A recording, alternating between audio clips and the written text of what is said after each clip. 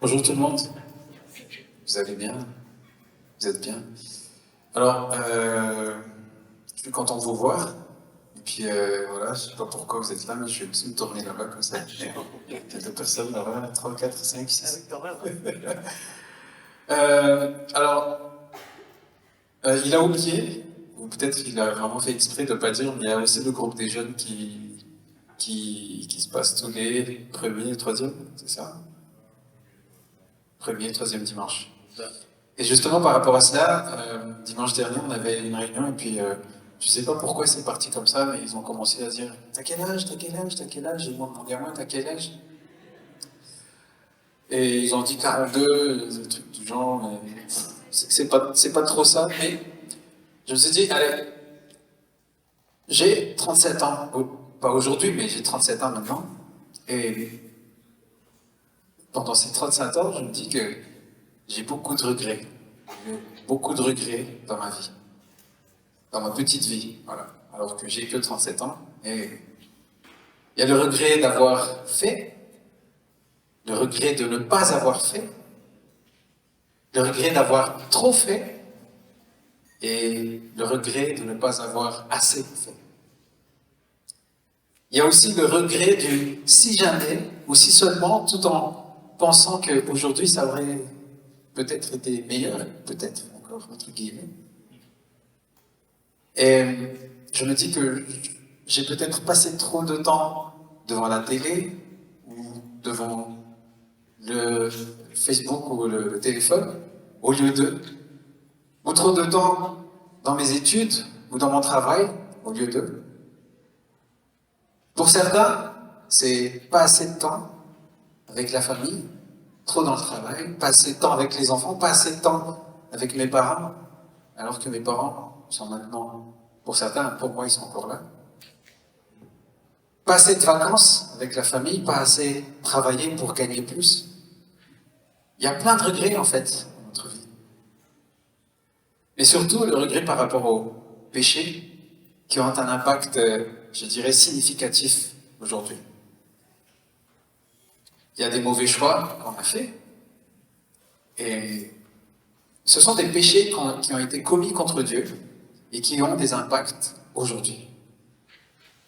Que personnellement, moi, vous, avez entreprise dans notre vie et on savait que c'était un péché, mais on l'a quand même fait. Et je sais que je ne suis pas le seul à avoir des regrets dans la vie. Je pense qu'on en a tous.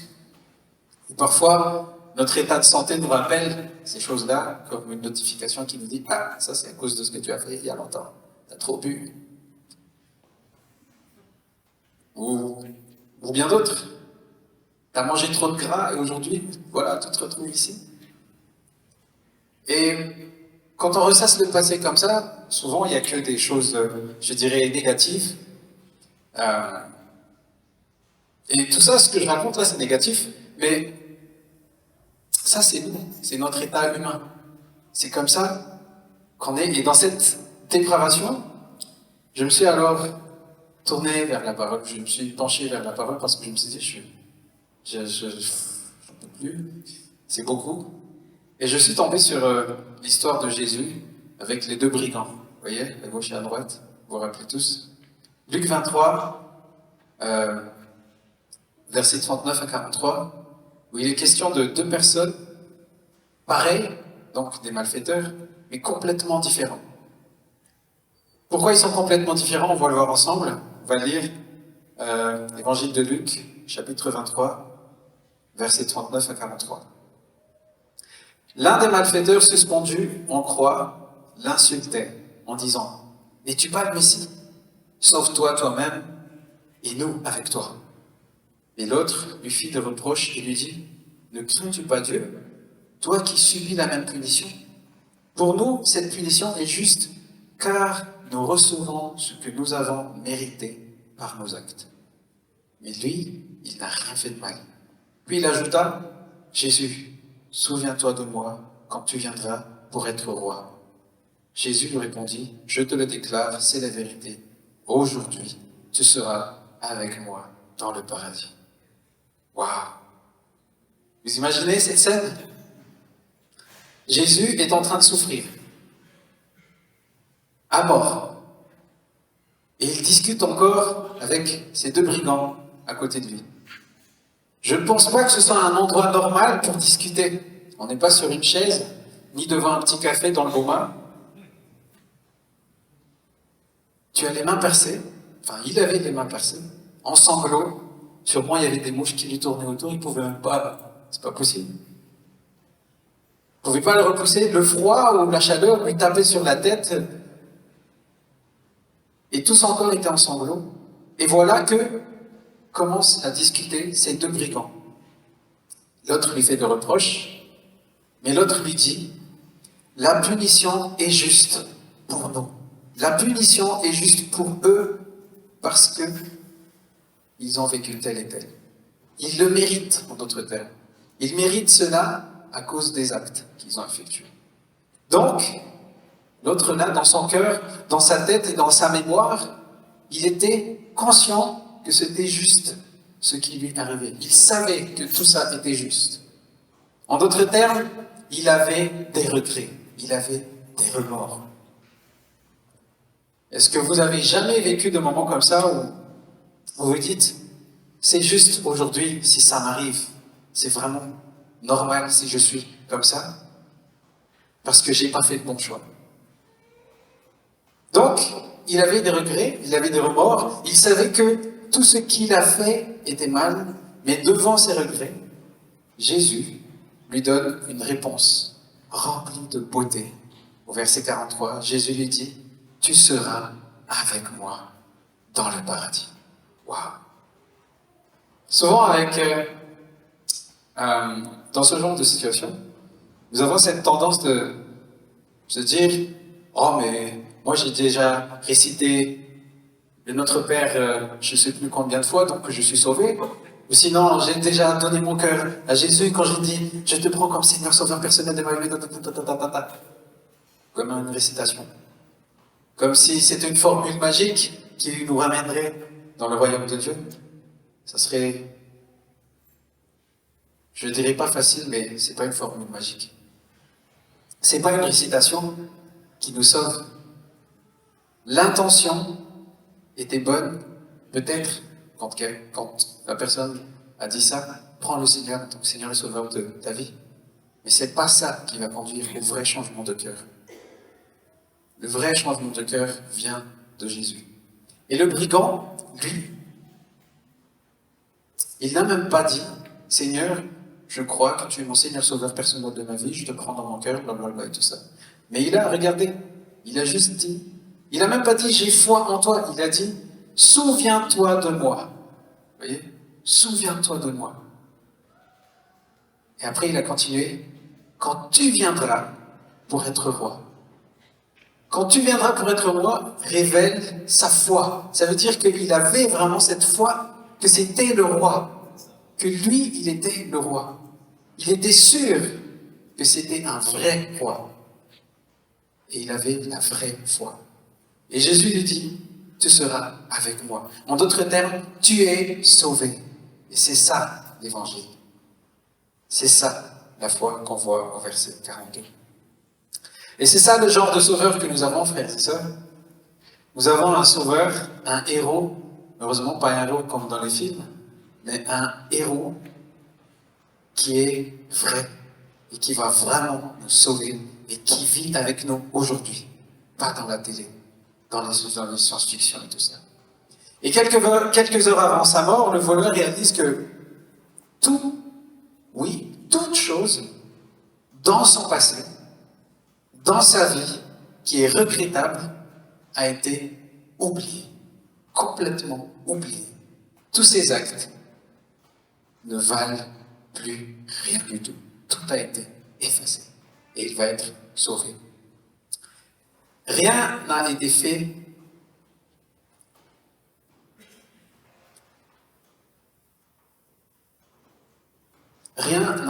pour lui-même. Sa foi qu'il a reçue, ça venait de Dieu. Et ça a été fait pour la gloire de Dieu dans sa vie. Pas comme nous, ici, des fois, on fait des choses pour nous, et on s'est dit c'est pour la gloire de Dieu. Je vais m'exprimer un peu mieux plus tard, mais Dans Psaume 130, au verset 3, il est écrit « Si tu gardais le souvenir de tes iniquités, éternel, Seigneur, qui pourrait subsister ?» Vous savez, c'est incroyable parce que ce verset-là est vraiment une réalité dans notre vie aujourd'hui. Où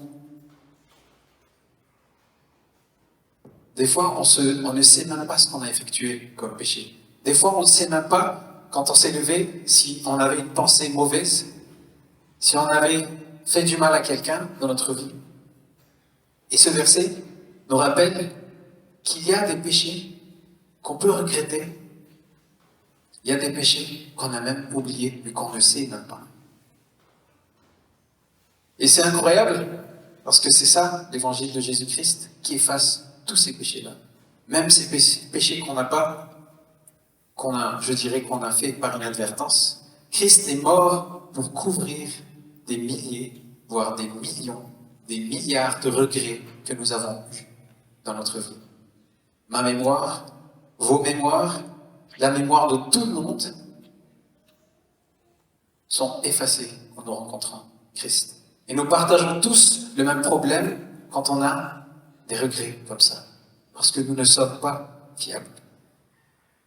Et aujourd'hui, si vous essayez de faire le bilan, je ne sais pas si vous vous êtes déjà dit, qu'est-ce que j'ai fait pendant toute ma vie? Là, j'ai 37 ans, j'ai une femme, 3 enfants, un tata, une voiture, une maison. Si vous faites le bilan de vos réussites, vos échecs, réussite spirituelle, échec spirituel, le bien par rapport au mal, l'amour par rapport au manque d'amour, l'aide que vous avez apportée aux autres par rapport aux aides qui vous ont été refusées, vous allez vous perdre vous-même, parce que ma mémoire, votre mémoire, n'est absolument pas à la hauteur de la tâche. Et c'est pour cela que nous allons voir les 4 points suivants. Alors, premièrement, beaucoup de nos péchés ont été commis par inadvertance. C'est-à-dire que nous n'avons pas fait exprès. Nous ne sommes pas conscients. Et c'est toujours le cas, en fait. On se dit, ah, mais j'ai pas fait exprès telle ou telle chose. Ah, j'ai péché par inadvertance. C'est pas de ma faute. Ou quand on se fait attraper dans quelque chose, on se dit, ah, c'est parce que tu crois. J'étais pas en train de voler. Et dans Psaume 19, au verset 13, il est écrit « Qui connaît ces égarements? Pardonne-moi ce que j'ignore. » C'est dans ces moments-là que nous devons nous dire que nous ne contrôlons rien du tout et de simplement demander pardon au Seigneur pour les choses que nous ignorons, pour les choses que nous avons effectuées sans que nous en soyons conscients. Parce que nous pensons ne pas avoir commis quoi que ce soit, alors que le Seigneur sait que ce que nous avons commis, nous avons tous des torts cachés que nous ne contrôlons pas. Nos pensées, notre méchanceté, notre égoïsme. Et souvent, lorsque nous voyons quelqu'un pour la première fois, je ne sais pas si vous le remarquez, mais quand on voit quelqu'un pour la première fois, on voit toujours ce qui est mal avec cette personne. Une personne qui rentre, regarde ses dents, t'as vu? Regarde ses chaussures, c'est peu déchiré. Deuxièmement, nous oublions tellement de choses, parce que moi, par exemple, j'ai des oublis incroyables. Je discute avec ma femme et là, on se dit, j'ai dit ça, moi? C'était quand? Le mois dernier? Non, je ne me rappelle pas du tout. Il y a des choses qui sont complètement effacées de notre mémoire. Comme si on a eu un lavage de cerveau.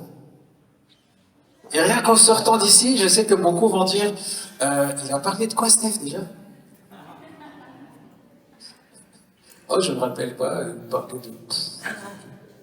Et même Paul, regardez, même Paul dans 1 Corinthiens, chapitre 1, verset 16, il a dit, j'ai oublié de te le donner, j'ai encore baptisé la famille de Stéphanas. Du reste, je ne sache pas que j'ai baptisé quelques autres personnes. Regardez bien, Paul ne se rappelle pas de qui il a baptisé. Merci Paul, on ne se sent pas trop seul. Il y a aussi des milliers de choses dont je ne me rappelle pas, moi, que ce soit bien, que ce soit mal, je n'en ai aucune idée. Et je serais désespéré si je ressasse mon passé en fouillant des trucs comme ça. Regardez les buzz sur Facebook ou sur les réseaux, ça reste là pendant quelques jours, une semaine, quelques mois, années, si ça reste longtemps. Et elles vont être oubliées parce qu'il y a d'autres buzz qui vont s'entasser par-dessus. Troisièmement, mon cœur, ton cœur est trompeur. Notre cœur se souvient de certaines choses comme étant bonnes, alors qu'elles ne l'étaient pas. Il y a un jour, je suis sorti de la voiture, il y a longtemps, hein, je suis sorti de la voiture, je me suis charié avec un autre chauffeur. Et je croyais que j'avais raison. Je me rappelle de ça. Une fois, je dis, ouais, je suis trop fier à le raconter à quelqu'un. Je suis content parce que j'ai fait ça à notre chauffeur. Mais finalement, c'est pas du tout une mémoire à garder, quoi. C'est pour ça que dans Jérémie 17, 9, c'est écrit, je vais me tromper moi-même. Si, voilà, le cœur est tortueux par-dessus tout et il est méchant, qui peut le connaître?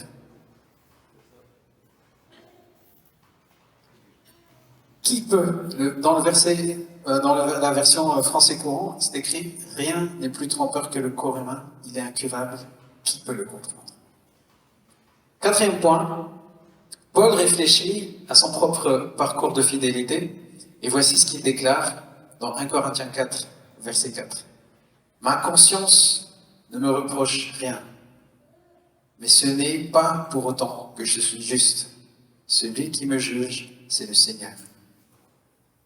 C'est pas pour cela que je suis justifié, celui qui me juge, c'est le Seigneur. En d'autres termes, même une bonne mémoire que nous pensons avoir, de beaux souvenirs ou même un bon bilan de notre passé ne sont pas décisifs. Un beau parcours ne définit pas qui tu es dans le Seigneur. Ce qui compte, c'est la beauté de Christ, la beauté et la gloire de Christ et de ce que Christ a fait pour nous. Alors prenez garde, frères et sœurs, à ne pas accorder trop d'importance à votre mémoire, qu'elle soit bonne ou mauvaise. Mais vous allez me dire, donc il n'y a rien de bon à se rappeler des choses alors? Il ne faut pas du tout se rappeler de quoi que ce soit? Il est bon de se souvenir de nos péchés et d'en éprouver du regret. C'est une bonne chose, mais c'est une bonne chose jusqu'à un certain point. Et voilà quelques raisons. Premier point. Une vie sans regret est une vie bâtie sur les nuages. Vous savez pourquoi? Parce que si on regarde en arrière notre vie et qu'on ne voit pas du tout de péché et on ne ressent pas du tout de regret à leur sujet, c'est que on ne vit pas dans la réalité. Qui n'a pas de regret ici? Personne? Voilà. On est tous réels. C'est bon. Il n'y a pas de IA ici. Et ça veut dire que si vous vivez dans les nuages, vous ne ressentez pas la réalité, vous ne vivez pas la réalité, et vous voyez le mirage, et vous vivez dans ce mirage, comme ces posts que nous voyons sur Facebook, bien soignés, la bonne pose, dans une belle voiture louée, voyage par-ci, on ne montre jamais les petits tracas, tout ça, on est ailleurs. Nous avons tous des péchés. Nous avons tous des regrets et des remords. Il y a beaucoup d'attitudes, de paroles, d'actions qui n'étaient pas pour la gloire de Dieu, mais égoïstes pour soi-même. Non pas avec amour, mais avec indifférence. Tout en murmurant, « Ah, je vais laver, c'est comme cela parce que je dois le faire, il n'y a personne qui fait. » Non pas le fruit de la foi, mais de la peur. Je dois faire ceci, sinon on va me faire cela. Et il y a beaucoup de paroles qui sortent de notre bouche, qui n'étaient pas destinées à édifier les autres, et de bons chemins pris avec de mauvaises motivations. Je vais faire ça pour prouver à un tel que je suis plus fort que lui, que je suis capable. Une vie sans regret est une vie bâtie sur des nuages. Deuxième point, Paul disait aux convertis d'origine d'Éphèse, Éphésiens chapitre 2, versets 12 à 13, rappelez-vous, souvenez-vous que vous étiez en ce temps-là sans Christ, privés du droit de cité en Israël, étrangers aux alliances de la promesse, sans espérance et sans Dieu dans le monde. Mais maintenant, en Jésus-Christ, vous qui étiez jadis éloignés, vous avez été rapprochés par le sang de Christ. C'est-à-dire que leur mémoire,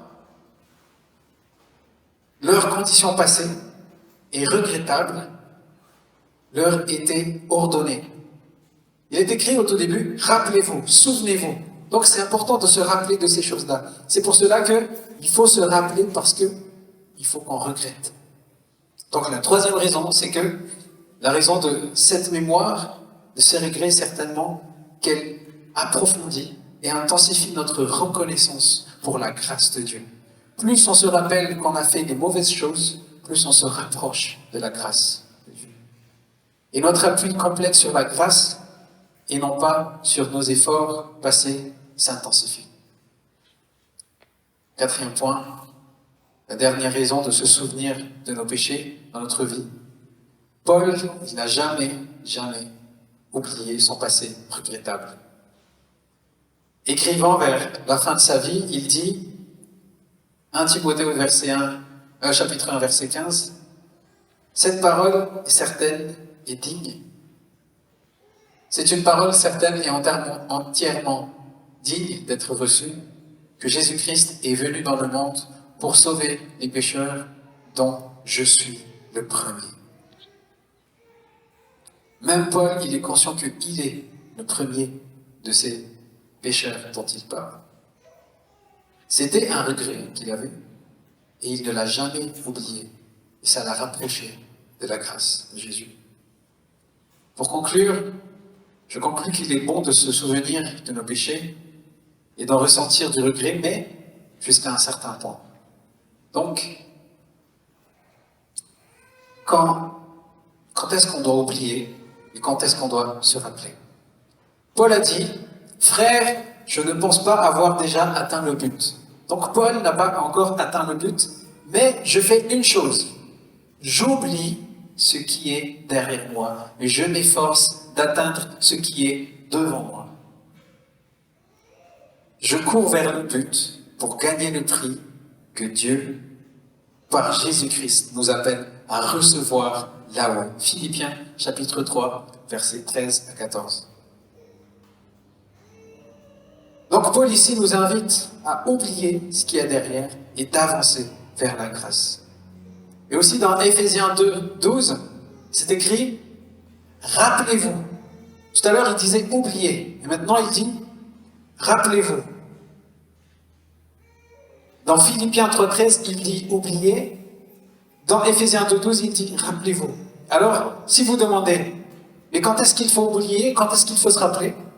Voici selon moi ce qu'il veut dire. Chaque fois que nous nous souvenons de nos échecs, cela nous pousse à courir vers Christ, à l'aimer, à nous reposer complètement en lui, à chérir sa grâce, à chanter avec miséricorde, à servir notre Seigneur avec zèle. Alors, souvenons-nous et regrettons.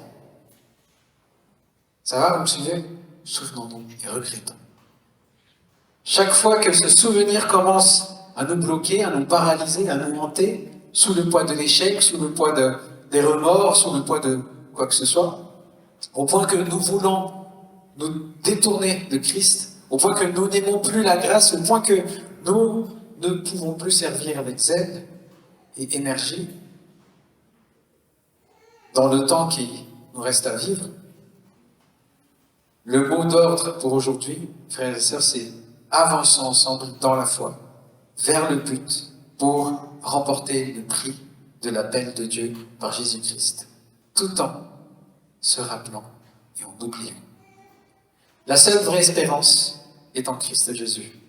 La souveraineté totale de Christ, il nous donne la paix, parce que c'est lui qui a planifié tout ça, devant nos regrets.